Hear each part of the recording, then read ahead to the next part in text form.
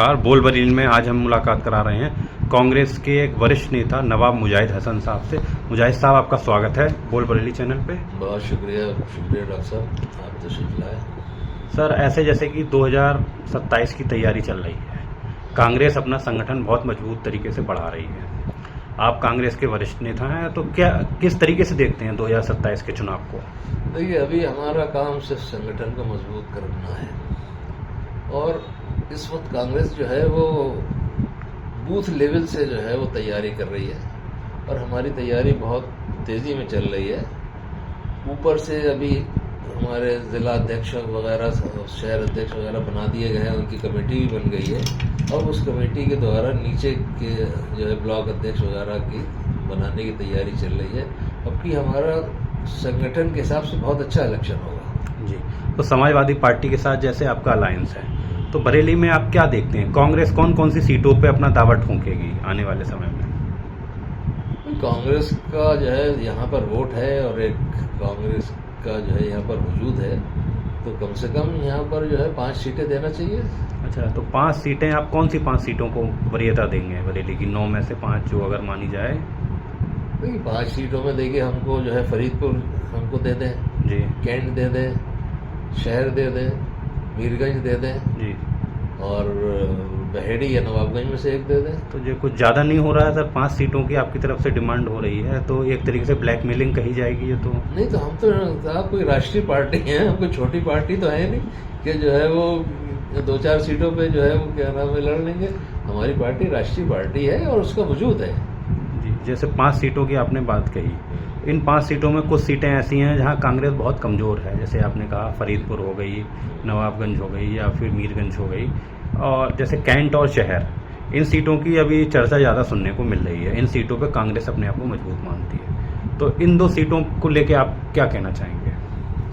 ये 2 सीटें भी अच्छी हैं और बाकी भी अच्छी है। फरीदपुर वगैरह भी जो है वो हम अच्छे कैंडिडेट लेके आएंगे और बहुत अच्छे जो है वो चुनाव लड़ा जाएगा। इस वक्त हमारे साथ सारी बिरादरी के लोग जो है कांग्रेस की तरफ देख रहे हैं, क्योंकि इस गवर्नमेंट से लोग त्रस्त हैं जी। अभी आपने एक कार्यक्रम करा था, उसमें बहुत सारी संख्या में लोग जुड़े थे, तो क्या कहना चाहेंगे उस कार्यक्रम के विषय में?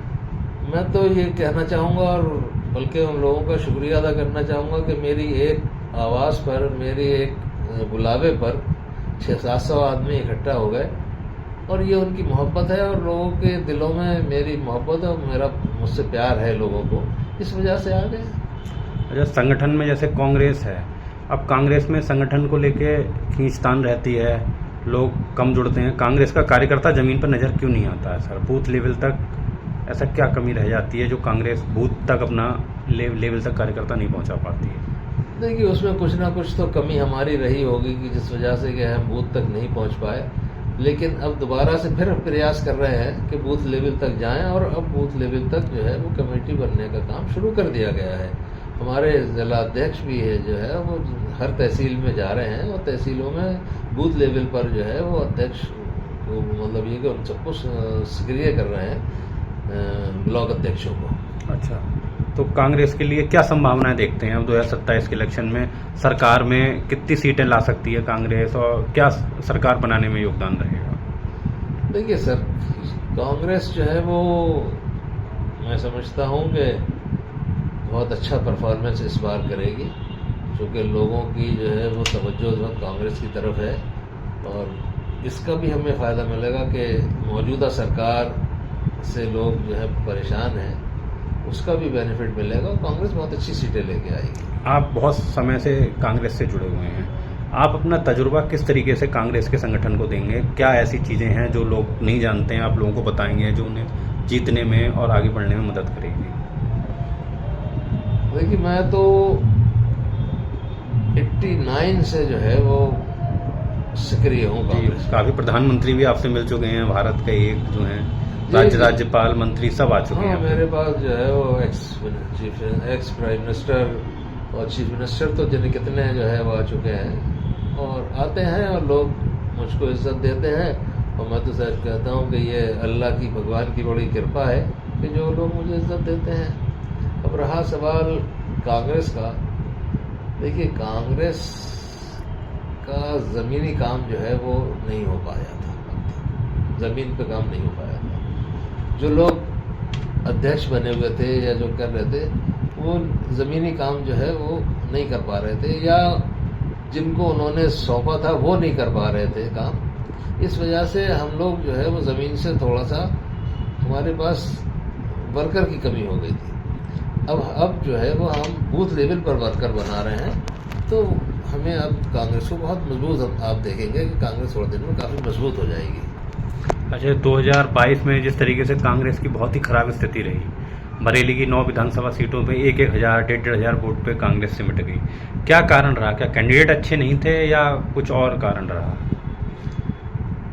उसमें देखिए कुछ कैंडिडेटों की भी कमी थी, कुछ लोगों के आपस में जो है वो मुखालफतें थी, तालमेल नहीं बना पाए थे। इस वजह से जो है वो लोग ठीक से नहीं लड़ पाए। अच्छा जी, अब जिस तरीके से संगठन मजबूत कर रही है कांग्रेस, तो एक प्रश्न बहुत उठता है कि कांग्रेस का अपना कोई दफ्तर ऐसा कोई मानते हैं जहां पे कांग्रेस ही अपनी मीटिंग करें? क्योंकि कांग्रेस बिखरी हुई नज़र आती है, 4 लोग इधर जाते हैं, 4 इधर। तो कोई ऐसी जगह है जहां कांग्रेस एक बड़ी मीटिंग करे, बड़ा प्लान करके बीजेपी के खिलाफ लड़ाई लड़े? ये सही है साहब, कांग्रेस ने अभी तक दफ्तर नहीं बनाया, क्योंकि कांग्रेस के नेता, कांग्रेस के हमेशा नेता जो है वो बहुत उसूल वाले रहे हैं। उन्होंने कभी किसी से नाजायज़ तरीके से ना कोई पैसा इकट्ठा किया, ना नाजायज़ तरीके से कोई चंदे लिए। यही वजह है कि आज कांग्रेस के पास दफ्तर नहीं है। एक कांग्रेस एक ईमानदार पार्टी है, और अब जो है वो हमने एक दफ्तर कांग्रेस ने ले रखा है। काफ़ी दिन से दफ्तर चल रहा था, पहले था यहाँ शामतगंज में, अब रामपुर गार्डन में एक दफ्तर है। उसमें शहर और ज़िला दोनों मिलके जो है अब काम कर रहे हैं। अब दोनों में काफ़ी कोऑपरेशन है, कोऑर्डिनेट कर रहे हैं एक दूसरे को। अब मीटिंगें भी अच्छी हो रही हैं और लोग भी आ रहे हैं। अच्छा, तो कांग्रेस के लगभग कितने आवेदन आ चुके होंगे? कुछ लोग तैयारी कर रहे होंगे। आप पहले से हिंट मिल जाता है कि आपको तैयारी करनी है, कि अंतिम समय में बाहर से इंपोर्ट करके कैंडिडेट लाए जाते हैं? अब पहले से हिंट मिल जाता है तो थोड़ी तैयारी अच्छी हो जाती है। अभी जो है बहुत जल्दी है, इस वजह से कोई आवेदन भी नहीं आया है। अभी वो माहौल भी नहीं है कांग्रेस, मतलब वो इलेक्शन का। जब इलेक्शन का एक माहौल बनता है उस वक्त लोग जो है वो आवेदन अपना देते हैं, और अभी से हम ढूंढेंगे, अच्छे कैंडिडेट देखेंगे कि अच्छे कैंडिडेटों को जो है वो टिकट दिया जाए, और हम कई सीटें निकाल लेंगे। अच्छा नवाब साहब, एक राहुल गांधी जी ने एक मुद्दा उठाया है आज की तारीख में, वोट चोरी का।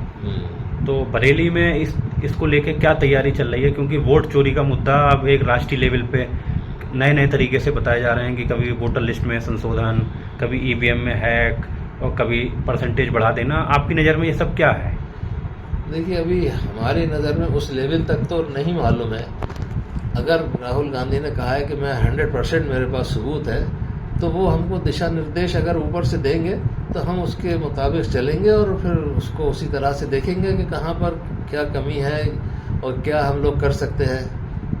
तो जैसा दिशा निर्देश आएगा पार्टी की तरफ से, वैसा हम काम करेंगे। अच्छा, इस समय जो कांग्रेस के कार्यकर्ता आपको चाहने वाले हैं, तो उन्हें आप क्या संदेश देना चाहेंगे कि आगामी चुनाव की क्या तैयारी बना के रखें? देखिए, अभी चुनाव का कोई ऐसा मौका तो नहीं है, तो इस वक्त ऐसा संदेश देने से भी कोई फ़ायदा नहीं। जब कोई चुनाव का मौका आएगा तो मेरा संदेश भी होगा, और वो जो लोग मुझसे प्यार रखते हैं, मेरी मोहब्बत रखते हैं, वो तो हर वक्त मेरे साथ हैं, चाहे चुनाव हो चाहे चुनाव ना हो।